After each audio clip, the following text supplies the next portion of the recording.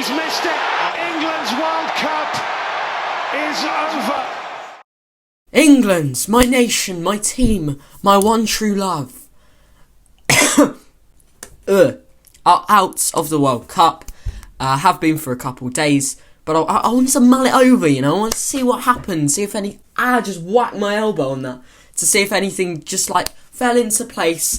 I don't want to make any judgment calls straight away. I've seen a lot more of you come onto these. End screens are working. Mind games, guys. You came here from an end screen. Please subscribe, press the like, do all of that. But England crashing out in the quarterfinals 2-1. I keep forgetting it's not an extra time. I really feel like it was an extra time. I don't know what it is. All I would say is from that match, what we were lacking was the ball in the net.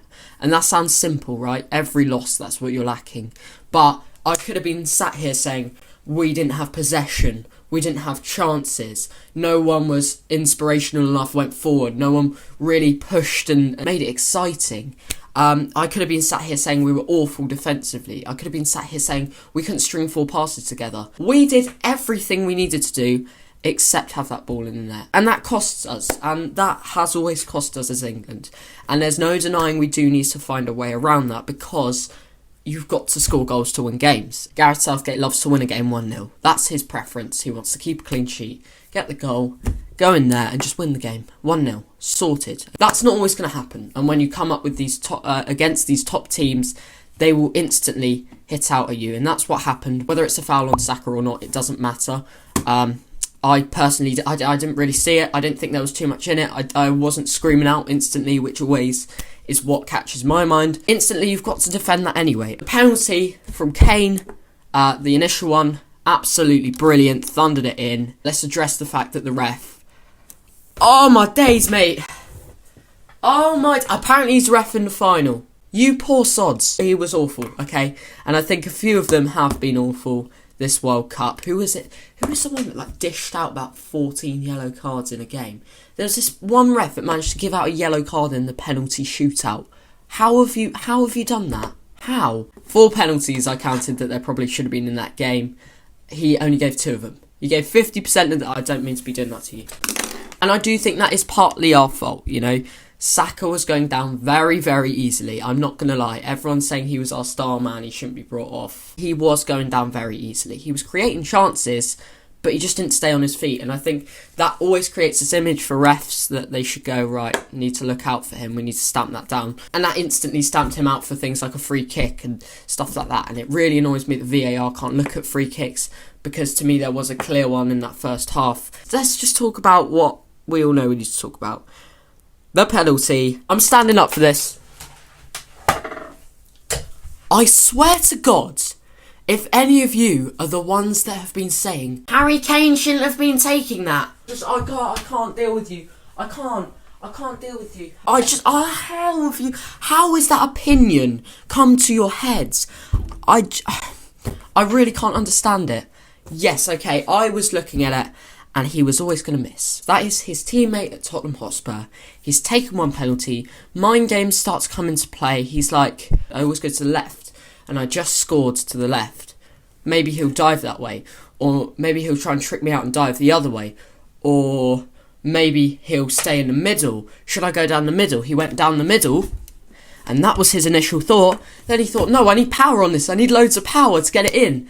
And he just thumped it over the bar. But you cannot argue that our penalty taker, that the top scorer for England, the joint top scorer of England, should not be taking that pressure penalty. Because if it's a flip situation, if Gareth Southgate's gone, no lads, put Saka on that pen, and he's then gone and missed, you will be shouting Gareth Southgate down. You'll be shouting the players down for letting Saka take it and not Kane take it.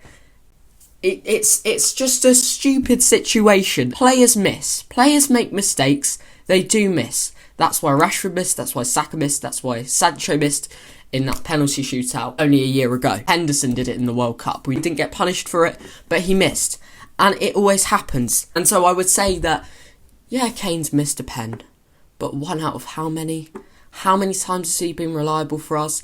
And now you're getting on his back that he's missed 1 penalty. Now, big question that we all need to know. Southgate out or Southgate in? And I think it's quite obvious to me that we need to keep Gareth Southgate. Please disagree with me if you want. That's okay, because before this World Cup, I was Southgate out as well. I had been rooting for him to stay in the job for so long. Those Nations League, those friendly defeats, that Hungary game was really pushing me, and I said no more. Watching this World Cup, seeing the way this England team is playing now, seeing the way they have actually progressed from playing really reserved initially in the 2018 World Cup to actually going for it this World Cup, he gets way too much discredit. That France game was not his fault at all. People saying he made substitutions. Well, yeah, of course he did. Of course he took Saka off. We have quality attackers on the bench. We have Mason Mount on the bench. Why are we not going to utilise those fresh legs that are equally as good as Saka in a World Cup quarter-final where we're trailing to France? He then won a penalty. Listen, you're never going to agree about a manager's decisions, about all of his decisions. You're never going to 100% back him with every single thing. But it works. It will work. And he is so set up for these big tournaments. And it would kill me to see him leave without winning. And his contract ends after Euro 2024. If there's a failure there, then he's gone anyway. Let's put more faith in a man that has got us to a quarter-final, a semi-final and a final. 3 words that end with final, which means you're along the right routes. Do I think he'll go? I think he will. He has never even questioned making calls on his future, and now he finally is. Now he's finally addressing the fact that I need to review this, and I think that's a real sign that potentially he could be gone. I don't think there's any better manager right now than Gareth Southgate. But that is my thoughts on England. I am proud of the boys, so proud of them for everything they've done this World Cup. Thanks so much for watching. Make sure you subscribe, you like, and all of that. And I'll see you in a bit.